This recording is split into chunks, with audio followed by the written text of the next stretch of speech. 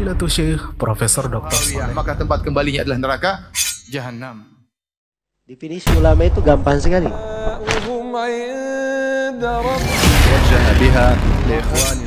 وملائكته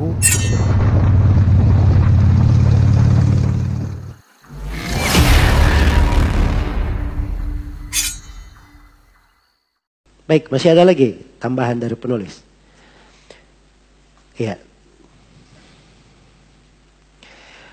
Baik, di sini kata beliau fa awwalu ma amarahu bihi al-indaru anhu qabla al-indar aniz zina wasyaraqa wa ghairiha.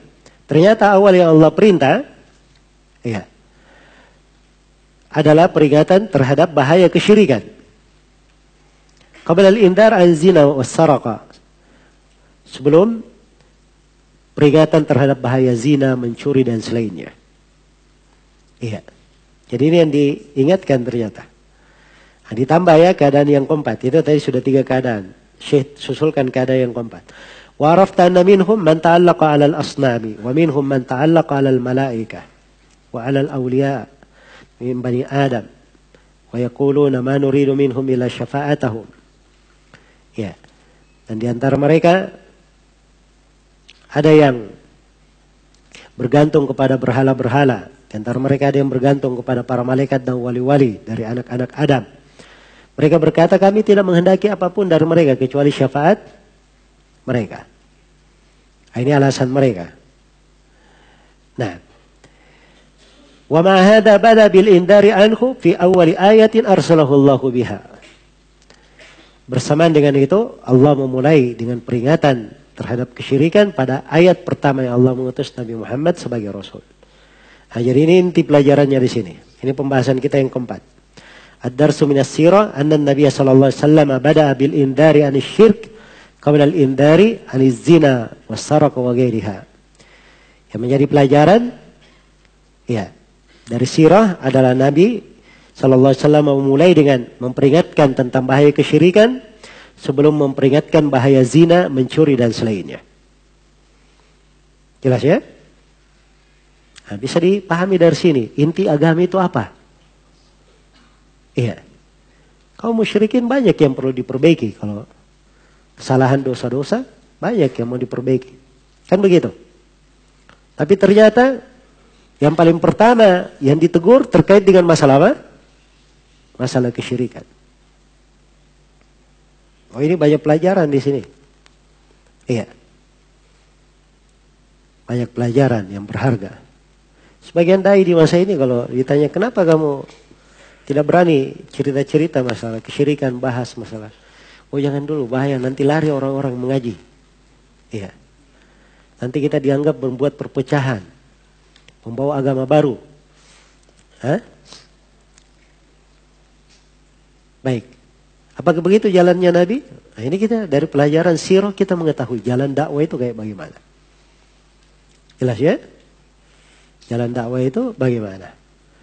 Ternyata Rasulullah menyampaikan, memperingatkan tentang bahaya kesyirikan. Diperingatkan oleh Nabi Sallallahu Alaihi Wasallam.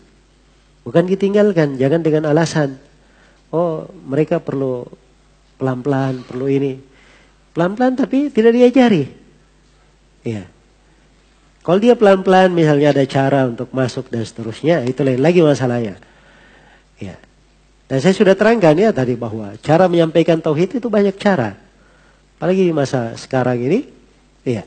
Orang-orang itu banyak yang sebenarnya cinta kepada hidayah, senang untuk belajar. Ya, tapi kadang mereka tidak tahu saja agama yang benar. Perlu diberitahu. Dan kadang ada pembisik-pembisik yang buruk. Ya hati-hati dari si fulan, hati-hati ada orang begini, hati-hati ada. Kan begitu? Iya. Nah, ini dari duat ila abwabi jahannam, dai-dai yang mengajak pada neraka jahannam ini yang menghalangi kadang. Ya, tapi kita harus tahu konteks dakwah itu kayak bagaimana. Dakwanya Nabi Sallallahu Alaihi Wasallam. Bersama dengan itu beliau diperintah untuk memperingatkan dari bahaya apa? Bahaya kesyirikan. Iya. Ini yang paling pokok yang hendaknya diperhatikan. Baik. Jadi di antara Kalau melihat di antara berbagai kesalahan, kalau misalnya masyarakatnya dia banyak terjadi pencurian, perzinahan, narkoba, ya, pergaulan bebas, ya, perkelahian, ya, tawuran, atau saling membunuh misalnya. Ini semuanya dosa dan maksiat. Tapi tidak ada yang lebih besar daripada apa? Dari kesyirikan. Maka syirik yang harusnya lebih dahulu untuk dibersihkan. Nah, ini harus dipahami. Syirik kecil, ya, syirik asgar, itu adalah dosa yang paling besar dari semua dosa besar yang ada. Syirik asgar. Ya, sebab Nabi SAW ketika menyebutkan ijtanibu as-saba al-mubiqat, tinggalkan 7 dosa yang menghancurkan, beliau sebut apa? Yang pertama, asyirku billah, kesyirikan kepada Allah. Nah, dirinci syirik apa? Yang penting segala jenis kesyirikan. Itu dosa yang menghancurkan. Nah, maka ini harus dipahami tentang bahaya dari kesyirikan ini. Nah, ini awal yang diperingatkan. Awal yang diperingatkan.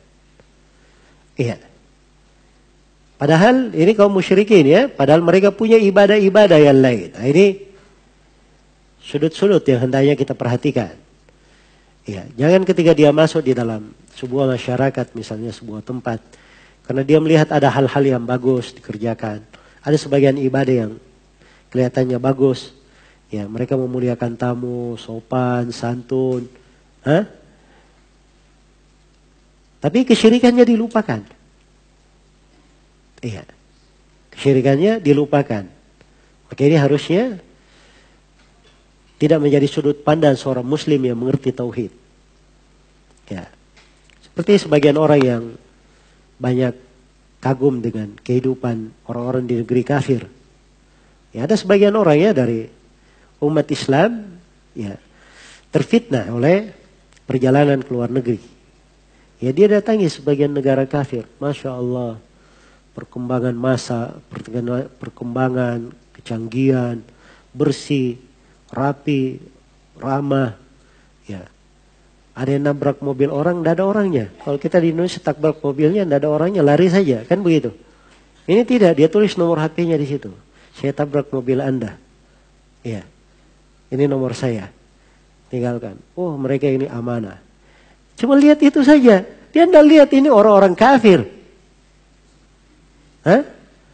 Kekafirannya itu tidak dilihat, tidak kelihatan. Padahal itu yang paling apa? Paling jelas. Maka orang yang paham tauhid tidak seperti itu cara memandangnya. Orang-orang kafir itu sudah menjadi sunnatullah. Ditipu oleh sebagian keadaan, diberi sebagian nikmat untuk membuat mereka semakin larut di dalam apa? Kekufuran mereka. Iya.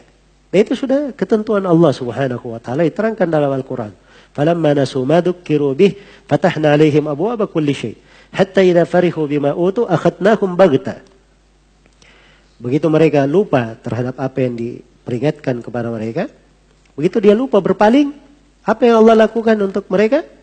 Kami bukakan untuk mereka pintu-pintu segala sesuatu. Semakin dibukakan, semakin berkembang. Ya. Sampai mereka begitu berbangga, kami siksa mereka tiba-tiba. Maka tidak bisa keluar lagi dari siksaan. Iya. Baik. Jadi seorang yang berada di atas tauhid, nah, itu harus pandangannya tajam, kuat. Nah, ini pelajaran yang berharga, ya. Nah, terus yang ketiga di sini dari sisi pelajaran juga, ini ketika yang terlihat, ya, penulis ingin menegaskan, ya, bahwa ternyata mereka punya ibadah, ya, mereka punya ibadah-ibadah, ada kebaikannya, ada ibadahnya. Yang paling besar yang mereka anggap ibadah itu kesyirikan. Itu ibadah yang paling besar. Jadi ini harusnya kalau dibahasakan, wah, ini perkara yang sensitif kalau dibahas. Karena ini betul-betul apa? Hal yang diagungkan oleh mereka. Hal yang dibesarkan. Ya. Bersama dengan itu, Allah perintah Nabi-Nya untuk memberi peringatan tentang bahaya kesyirikan. Memperingatkan akan bahaya kesyirikan. Iya. Baik. Maka ini pelajaran, ya, dari sirah Kita bisa memahami sudah bahwa memperingatkan akan bahaya kesyirikan. Iya. Ini awal ayat yang turun kepada Nabi Sallallahu Alaihi Wasallam. Beliau diperintah untuk menyampaikan tauhid dan memperingatkan akan bahaya apa? Kesyirikan. Ini pokok yang terbesar. Ya, yang dengannya Nabi Sallallahu Alaihi Wasallam diutus. Beliau memulai dengannya. Sebagaimana seluruh para nabi dan para rasul diperintah untuk hal yang sama. Setiap nabi dan rasul memulai kepada umatnya masalah ini. Iya, ini awal perkara yang disampaikan oleh Nabi. Kemudian 13 tahun beliau di Mekah di kondisi yang seperti ini, di atas dakwah ini. Ya, di fase Madinah 10 tahun, beliau tetap menyerukan kepada tauhid sambil turun hukum-hukum, disempurnakan agama. Dan di akhir hayatnya Nabi Sallallahu Alaihi Wasallam ya berpesan kepada umatnya, la'anallahu al-yahuda wan nasara ittakhadu kubur anbiya'ihim masajid. Allah melaknat orang-orang Yahudi dan Nasara menjadikan kubur nabinya sebagai apa? Masjid. Mereka khawatir. Nabi khawatir kuburnya juga dijadikan sama sepeninggal beliau. Perhatikan ya dari keseriusan terhadap tauhid dan kekhawatiran terhadap kesyirikan. Iya. Nah itu suatu hari Nabi Sallallahu Alaihi Wasallam masih galau dengan beliau masih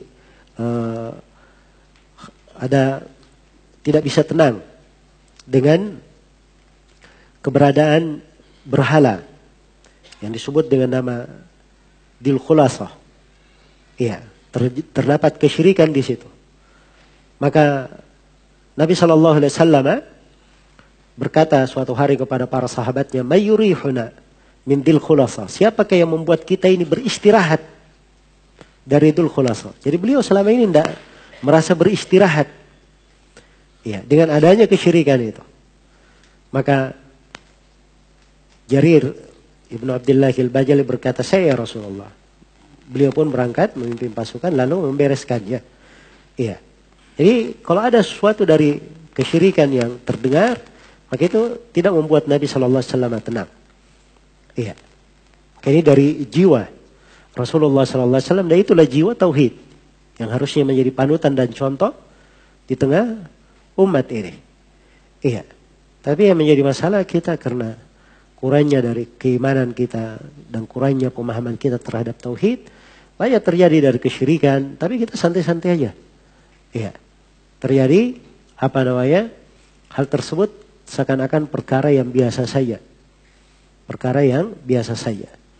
Nah, bahkan harusnya ada hal-hal yang besar terjadi di sebuah negeri. Nah, itu harusnya menjadi sudut perhatian. Ya masih banyak di negeri-negeri kaum muslimin.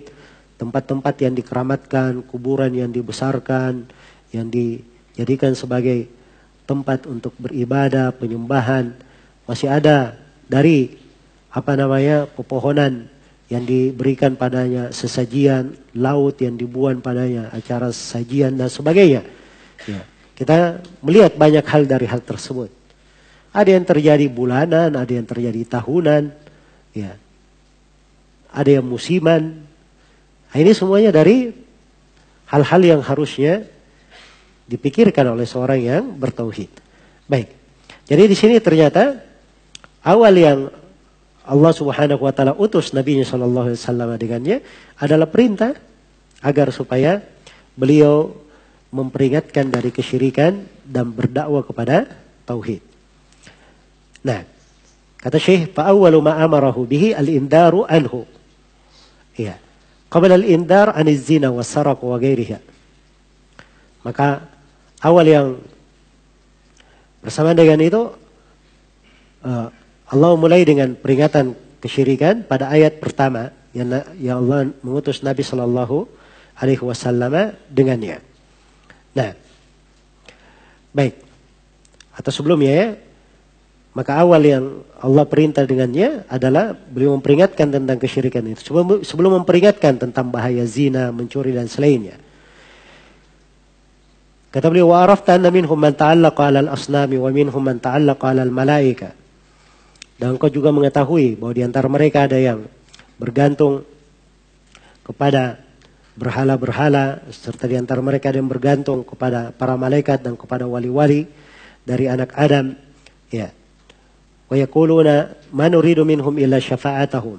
Dan mereka berkata, kami tidak menghendaki apapun dari mereka kecuali syafaat mereka.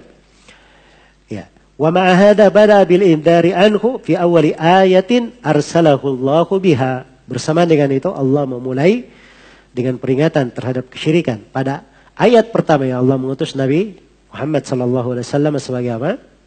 Sebagai rasul. Nah, kata beliau, fa in ahkamta hadhil mas'alah fala ya busyraka. Apabila engkau telah kuku dengan mengetahui masalah ini, wahai betapa gembiranya engkau. Sebab ini masalah besar. Seorang kalau dia mengerti masalah ini Masya Allah, suatu pemahaman yang sangat indah. Kabar gembira untuk seorang hamba. Sebab dia mengenal agama Rasulullah Sallallahu Alaihi Wasallam. Iya. Apa agamanya para nabi dan para rasul. Iya.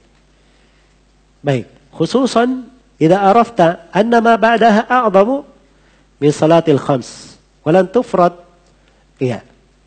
Illa fi lailatil Isra sanata 10. بعد حصار الشعب وموت أبي طالب وبعد هجرة الحبشة بسنتين.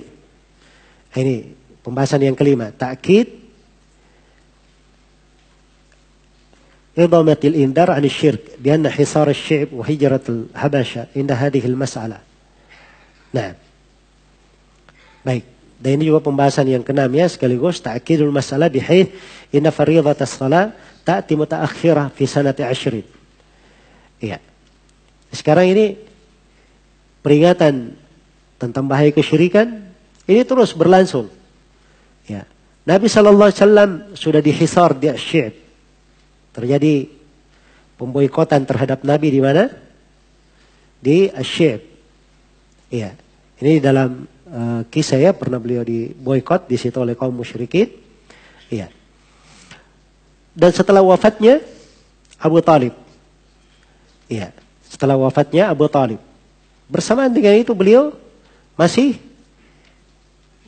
berdakwah kepada tauhid, memperingatkan dari bahaya kesyirikan. Iya.